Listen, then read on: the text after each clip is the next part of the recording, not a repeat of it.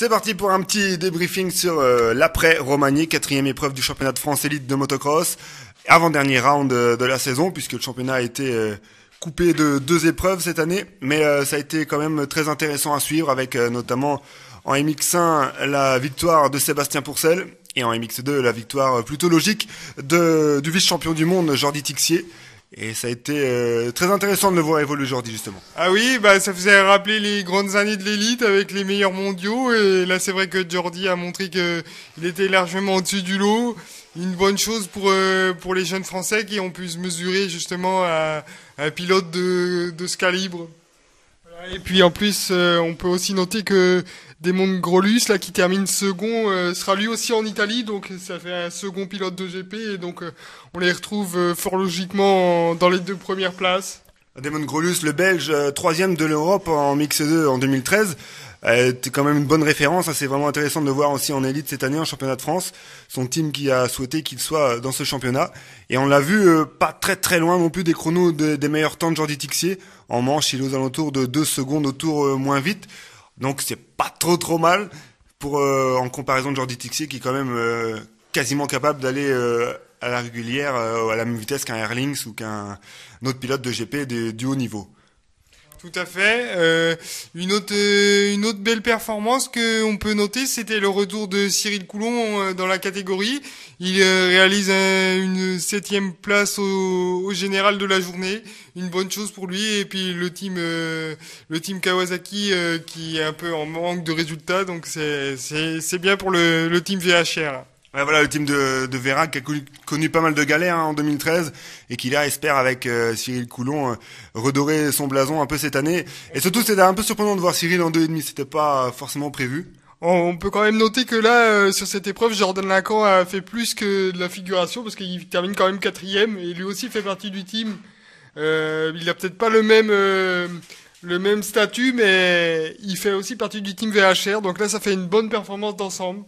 Et Jordan Lacan 4e, et avant aussi il y a également Arnaud Aubin, 3e de la journée pour Arnaud, le pilote Yamaha, le Normand qui s'est bien défendu avec des bons temps autour également, aussi vite que Damon Grolus. Donc Arnaud a comme un gros potentiel, il a confirmé des bonnes choses à Romagny. Oui, c'est juste, il a juste un peu loupé son départ en super finale, sinon il a fait une journée sans faute.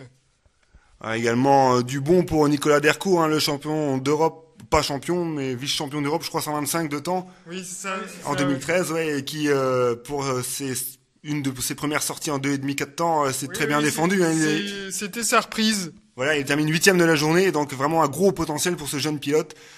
Et voilà, pour la catégorie MX2, on peut également parler de notre breton Théo Robtin qui termine 13e de la journée avec de bonnes perfs en manche. Ça a été, il a également pris des bons départs, le pilote KTM.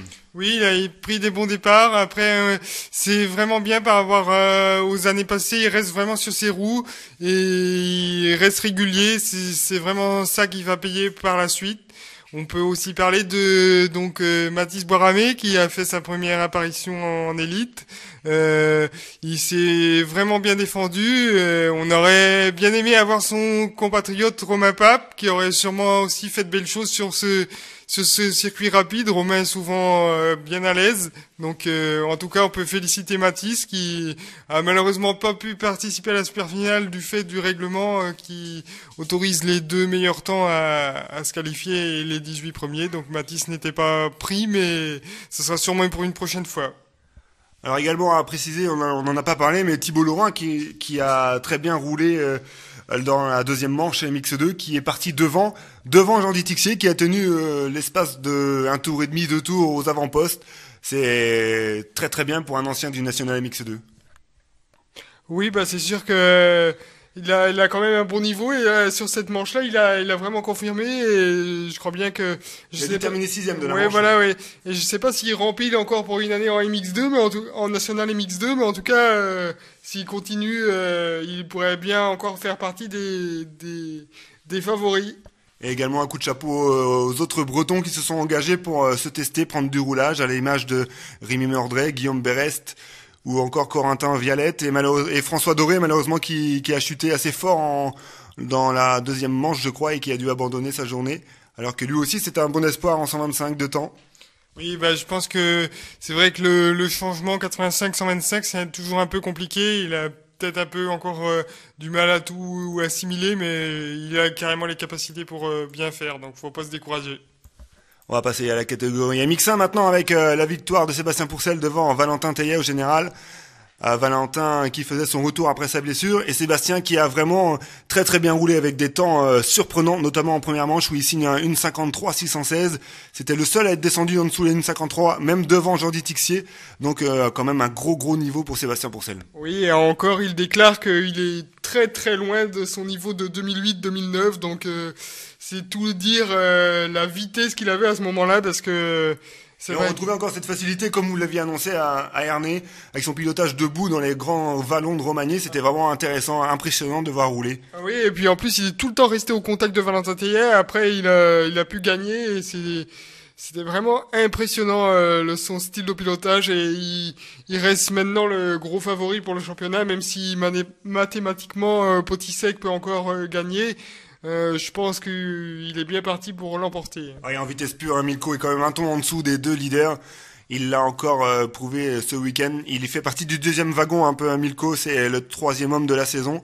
Et il l'a encore confirmé ce week-end. Valentin Tellier donc faisait son retour. Il a malheureusement été bloqué dans une ornière en super finale alors qu'il était parti aux avant-postes. Et il a dû il était donc reparti aux alentours de la 29e place. Il est revenu 11e. Donc beau retour quand même de Valentin qui en plus a signé un des meilleurs temps de la finale. Oui, cette chute est vraiment dommage, parce que c'est vrai que ça aurait pu donner un peu plus d'intensité avec Pourcel et Tixier aux deux premières places. J'aurais bien aimé que Sébastien revienne sur Jordi en fin de manche, mais malheureusement les attardés Il ont a pas... tenu pourtant, il a tenté de suivre le rythme, il l'a laissé plus ou moins passer. Et il a tenté derrière de répliquer, mais ça a été un petit peu trop dur. Et il a fait une erreur dans le dernier tour, et là il s'est dit j'arrête, j'assure les points de la deuxième place. Oui, et puis concernant Valentin Tellier, c'est vrai que apparemment il était très très ému d'avoir gagné la première manche, parce que on n'en a pas trop parlé, mais il a eu un gros crash en fait. Et il a mis du temps à s'en remettre. Il a passé 10 jours sur un lit d'hôpital, donc c'était plus que quelque chose de... C'était pas une petite chute apparemment, et il en a pas parlé, et il a remporté sa manche dès son retour. C'était vraiment quelque chose de assez fort, parce qu'il avait normalement prévu de retourner aux États-Unis. Ouais, il est annoncé encore ainsi, il fait encore partie des 20 premiers avant Las Vegas. Il retournerait faire la finale du championnat à 250. Donc c'est pas terminé encore du côté du SX pour Valentin. En tout cas, lâché en tout cas. On lui souhaite justement d'aller à Vegas et puis de claquer un bon résultat. Alors une bonne perf également à mettre au crédit de Loïc Rombaud, hein, qui a terminé troisième de la super finale. Vraiment superbe le pilotage de Loïc, un bon départ. Il a vraiment assuré derrière avec une très bonne vitesse de pointe. Il signe le 5e meilleur temps de la super finale et a montré des très très bonnes choses, Loïc.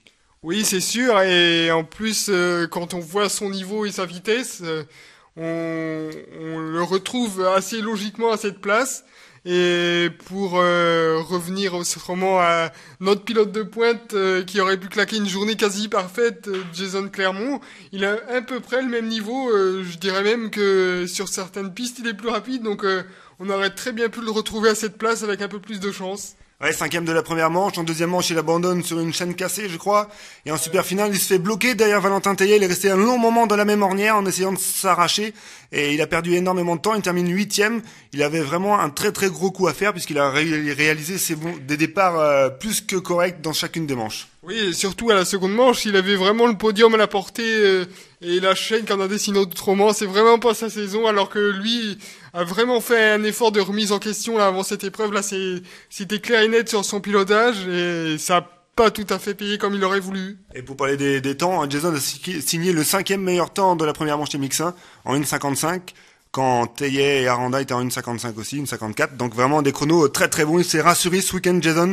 Et il a encore une épreuve pour confirmer tout son potentiel avant de passer au Supercross.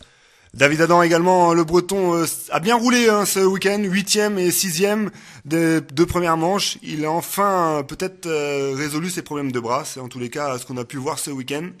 Malheureusement, il n'a pas terminé la super finale. Autrement, il aurait lui aussi réalisé une journée complète, mais ça l'a pas fait là pour nos deux espoirs bretons. Il manque à chaque fois une manche sur les trois. Mais c'est quand même nettement mieux que ce qu'ils ont pu faire jusque-là. Donc on va retenir Voilà. le bon côté. Avec le beau temps, tout revient, donc ça revient aussi au niveau des performances, donc c'est ça qui est bien. Et du côté des mixeurs, on avait également un autre breton, un François Gibet, pardon, le numéro 411 du motoclub de Saint-Brieuc, qui venait là lui aussi pour reprendre du roulage un peu avant d'entamer le championnat de Bretagne de motocross.